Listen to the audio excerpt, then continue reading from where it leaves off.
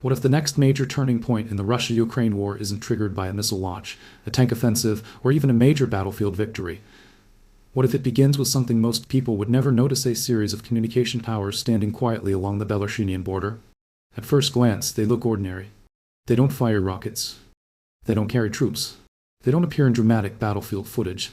Yet according to Ukrainian officials, these seemingly insignificant structures may now sit at the center of one of the most dangerous diplomatic confrontations since the conflict began. And that's exactly why this story deserves far more attention than it has received. Because this isn't simply about communication equipment. It's about where neutrality ends. It's about how modern wars increasingly depend on invisible infrastructure. And perhaps most importantly, it's about whether Belarus can continue balancing between Russia and Ukraine without eventually being forced to choose a side. That question may become far more difficult to avoid in the days ahead. When people think about the Northern Front, most remember the opening weeks of 2022, when Russian forces crossed into Ukraine through Belarusian territory, creating one of the greatest strategic surprises of the war. Since then, however, the northern border has largely remained quieter than the brutal fighting in the east and south. Quiet, however, does not necessarily mean inactive. Behind the headlines, intelligence networks, logistics corridors, electronic warfare systems, drone operations, and military communications have continued evolving. Modern conflicts rarely pause simply because cameras move elsewhere. Instead, they become increasingly dependent on infrastructure that most people never see. And that's where the latest dispute begins. According to statements from Kyiv, Ukraine believes certain communication relay systems located inside Belarus may be assisting Russian military operations by supporting navigation or communication functions associated with long-range strike capabilities. While the precise operational role of every installation remains difficult to verify independently, Ukrainian officials argue that these systems contribute to attacks launched against Ukrainian territory. Whether every technical assessment proves completely accurate is almost secondary. The strategic message is unmistakable. If infrastructure located inside another country is believed to be supporting military operations, does that infrastructure remain untouchable? Or does it gradually become part of the battlefield itself? That single question changes the entire discussion. President Volodymyr Zelensky recently delivered one of his clearest public warnings directed toward Minsk. The message was remarkably straightforward. If the equipment is removed, the immediate crisis may ease. If it remains, Ukraine could consider taking action itself. Notice what makes this different. This wasn't framed as a warning against Moscow. It was directed at Belarus. For years, Belarus has maintained that it is not an active participant in the conflict, despite allowing extensive military cooperation with Russia. That position has enabled President Alexander Lukashenko to argue that his country seeks stability rather than escalation. But wars have a habit of blurring political definitions. When military logistics, intelligence support, transportation networks, or communication infrastructure begin assisting one side, the distinction between direct involvement and indirect support becomes increasingly difficult to maintain. That ambiguity now appears to be under growing pressure. Everything you thought you knew about modern warfare may already be changing.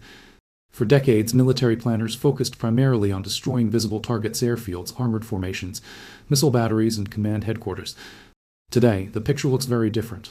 Satellites guide operations. Fiber-optic networks move battlefield information. Electronic warfare disrupts communications. Commercial drones identify targets. Artificial intelligence assists planning. Navigation systems coordinate long-range precision strikes. In other words, information has become just as valuable as firepower, sometimes even more valuable. Because an army that loses access to reliable information doesn't necessarily lose its weapons. It loses the ability to use those weapons efficiently. That's why communication infrastructure has quietly become one of the most important strategic assets in modern conflict. And once infrastructure becomes strategically valuable, it may also become strategically vulnerable. This is where the political dimension becomes even more complicated. Only days before Ukraine's warning attracted international attention, Alexander Lukashenko publicly repeated that Belarus had no intention of entering the war directly. He also adopted a noticeably softer tone toward Kyiv than in previous years, presenting Belarus as a country seeking stability rather than confrontation. On the surface, those remarks appeared designed to reduce tensions. Yet from Ukraine's perspective, political statements alone cannot offset concerns about military infrastructure that remains operational.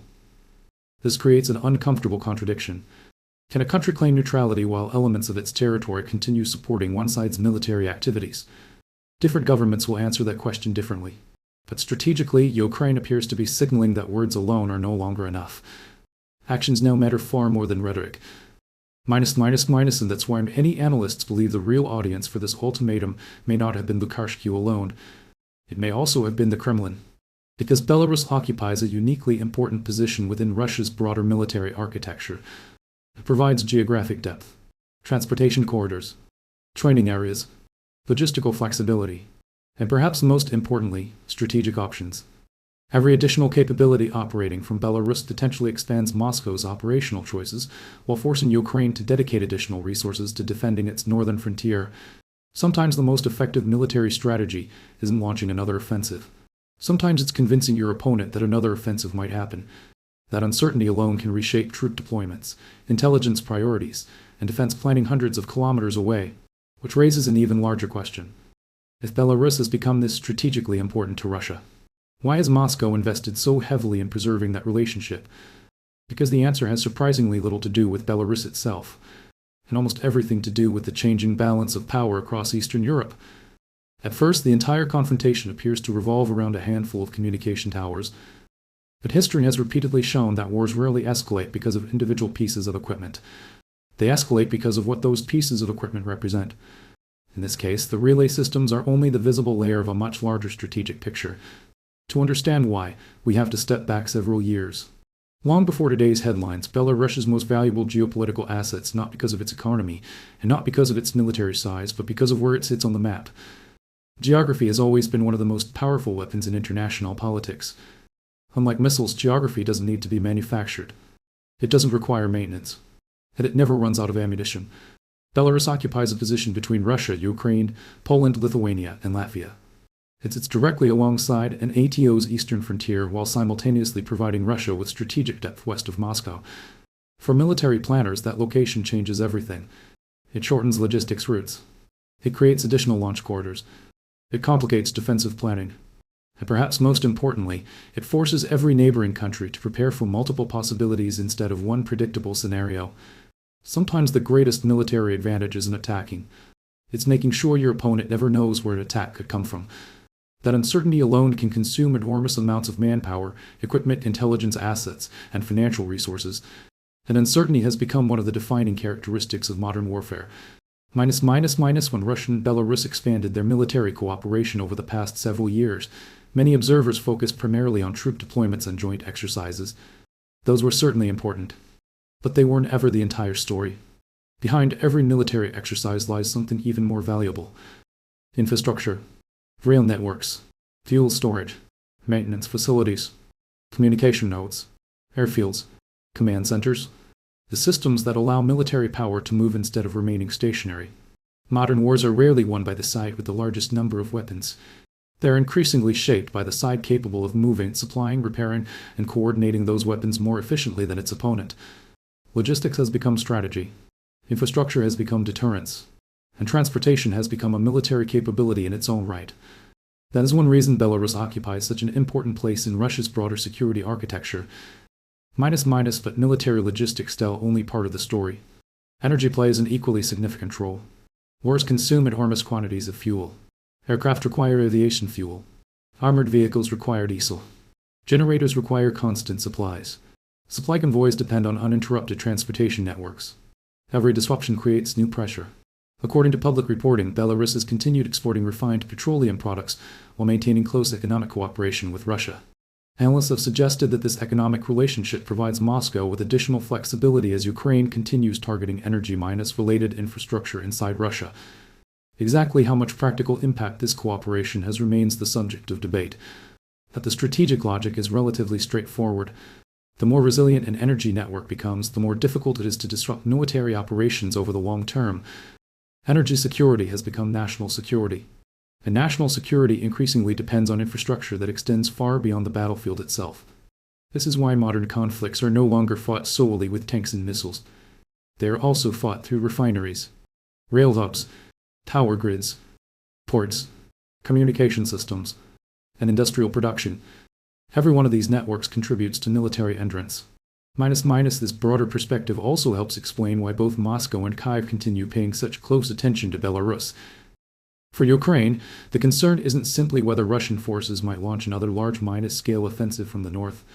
Many analysts believe such an operation would require enormous preparation and would be difficult to conceal. Instead, the greater challenge may be strategic uncertainty.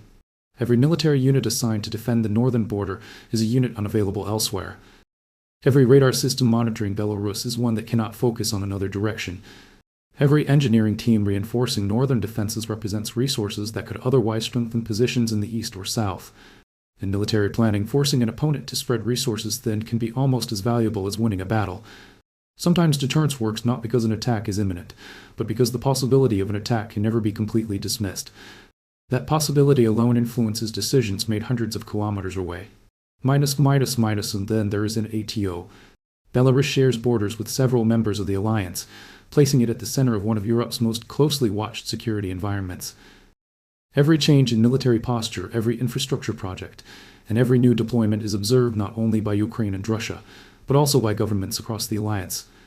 No single radar installation or communication system changes the strategic balance overnight.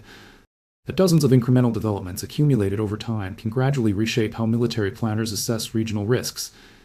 This is why infrastructure has become one of the most important indicators in modern intelligence analysis, not because every new facility signals imminent conflict, but because infrastructure reveals long-term intentions. Roads suggest future mobility. Airfields suggest future aviation activity.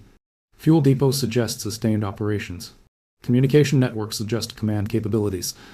Military analysts often pay as much attention to what is being built as to what is being deployed. Construction today often reveals strategy tomorrow. Which brings us back to the current dispute. If Ukraine views certain facilities inside Belarus as contributing to Russia's military effectiveness, then this disagreement extends far beyond a technical argument over communication equipment. It becomes a question of strategic responsibility.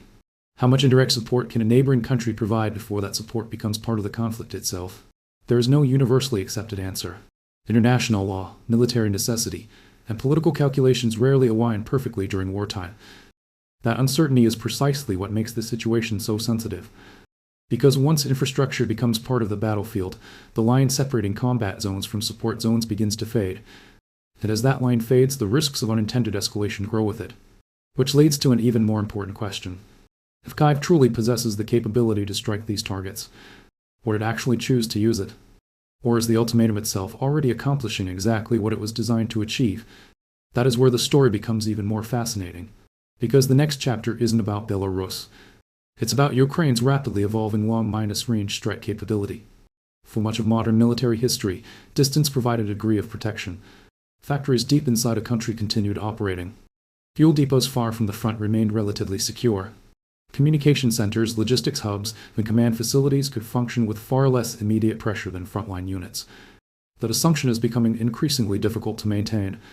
Modern warfare has steadily expanded the definition of the battlefield.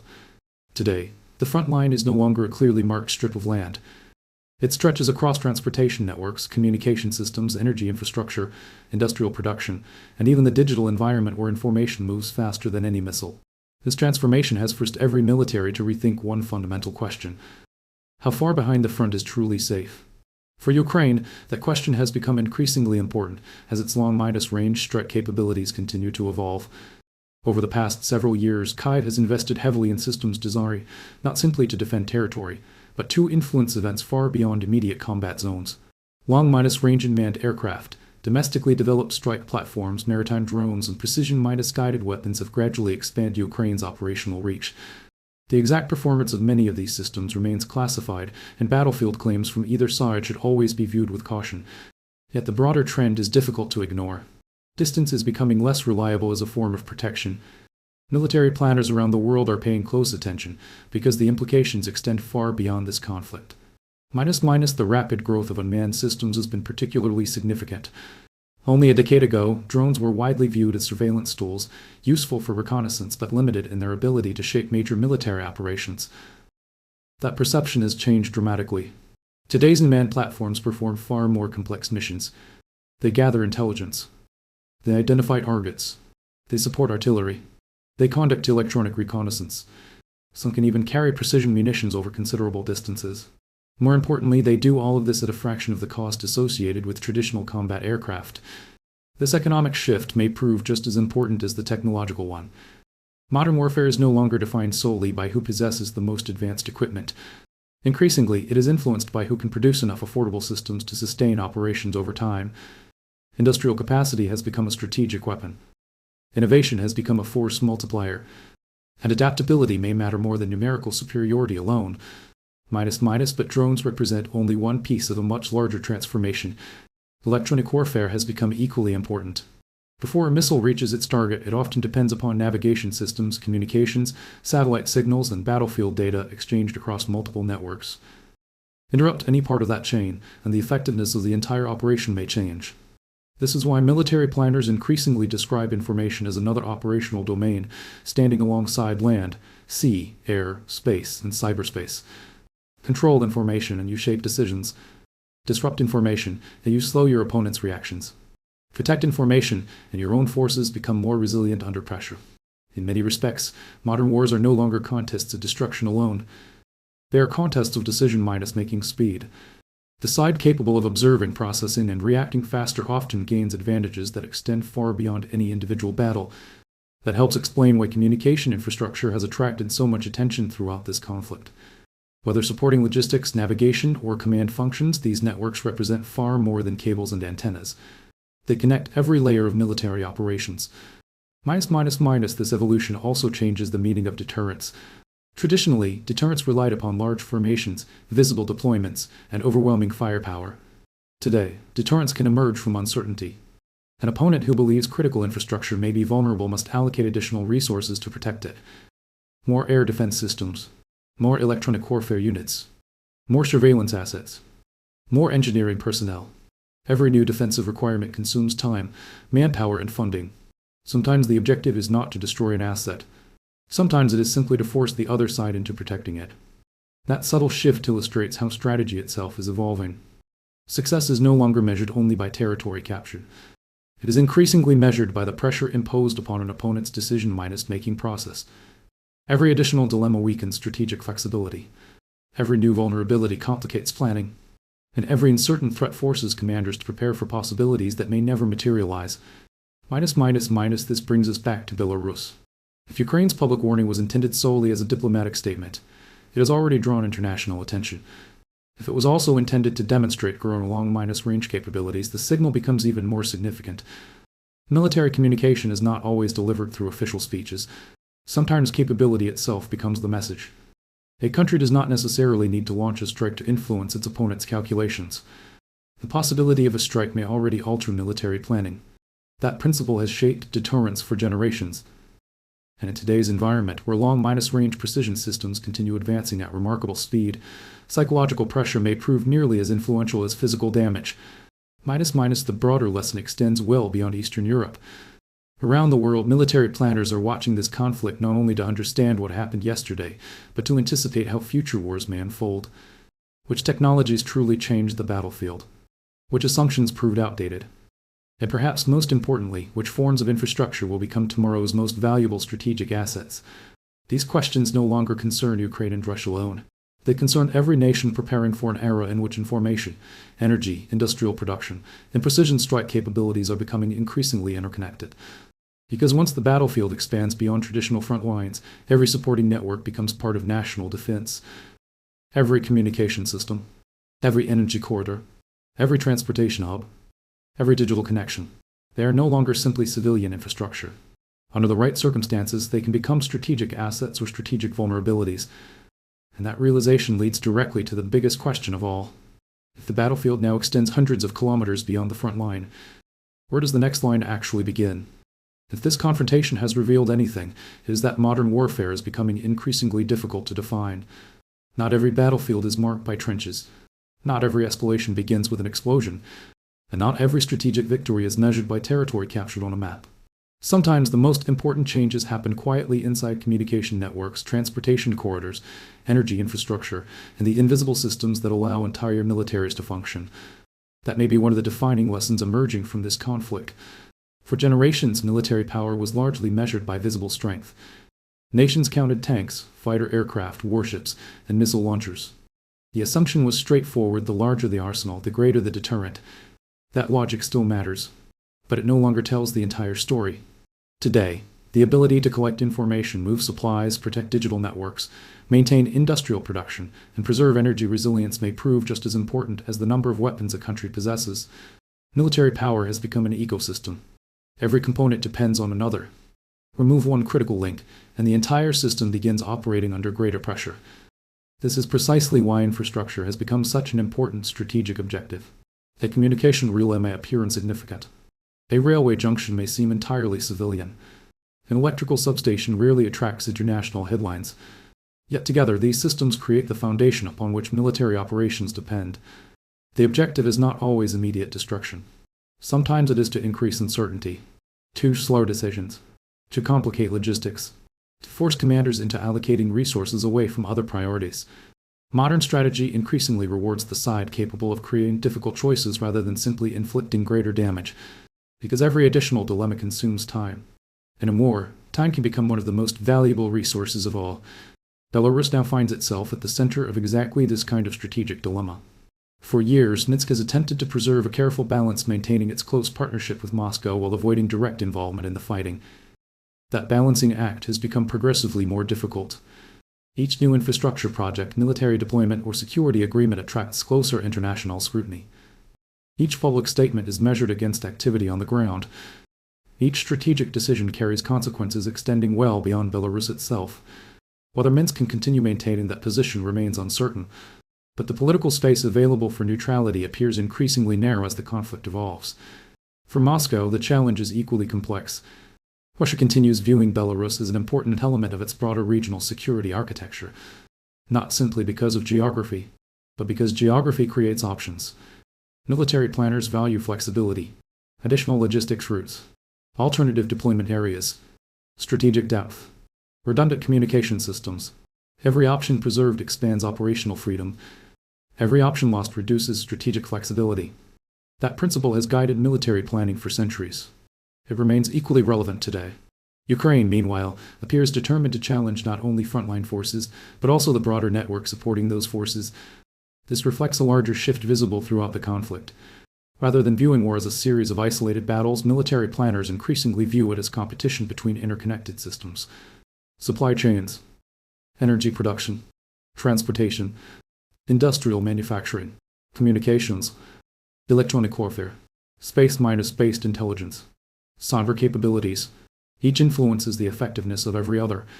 The battlefield has become multi-midnation, and success increasingly depends upon understanding those connections. Perhaps that is the greatest misconception surrounding modern conflict. People often ask which missile is faster, which aircraft is stealthier, which tank carries thicker armor. Those questions remain important, but they may no longer be the first questions military planners ask. Instead, they increasingly ask different ones. Can the network survive disruption? Can industry sustain production?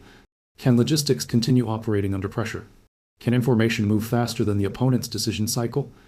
Can society absorb prolonged uncertainty without losing resilience? These questions rarely appear in dramatic headlines, yet they may determine the outcome of future conflicts just as much as any battlefield engagement. And this is why the latest confrontation involving Belarus deserves attention beyond Eastern Europe. Whether or not this specific dispute results in military action, it highlights a broader transformation taking place across the international security landscape. Infrastructure is no longer simply infrastructure. Energy is no longer merely an economic issue. Communications are no longer just technical systems. Each has become part of strategic competition. Each may influence deterrence. Each may shape future military planning. History often teaches its most important lessons quietly, long before doctrines are rewritten. Long before military academies update their textbooks, long before governments publicly acknowledge a strategic shift, the evidence usually appears in small, easily overlooked events. A pipeline, a satellite, a fiber-optic cable, or perhaps a communication tower standing silently near an international border. By themselves, none of these structures seem capable of changing the course of history. Together, however, they reveal something much larger. They reveal that the nature of power itself is evolving. So perhaps the biggest question isn't whether one communication network remains operational, nor is it whether one particular ultimatum succeeds or fails. The deeper question is this: if tomorrow's wars are increasingly decided by infrastructure, information, energy, and strategic resilience, will future victories belong to the countries with the largest armies, or to the countries that build the strongest systems behind those armies? Because the next major conflict may not begin with a missile launch. It may begin with a signal disappearing from a screen, a supply route slowing unexpectedly, or a piece of infrastructure that suddenly becomes far more important than anyone imagined. If you found this analysis valuable, let me know your perspective in the comments. Do you believe modern warfare is gradually shifting away from traditional firepower and toward competition between strategic systems? And if you enjoyed deep dives into military technology, geopolitics, and the hidden forces shaping global security, be sure to subscribe. Because the battles that shape tomorrow's world often begin long before the first shot is fired.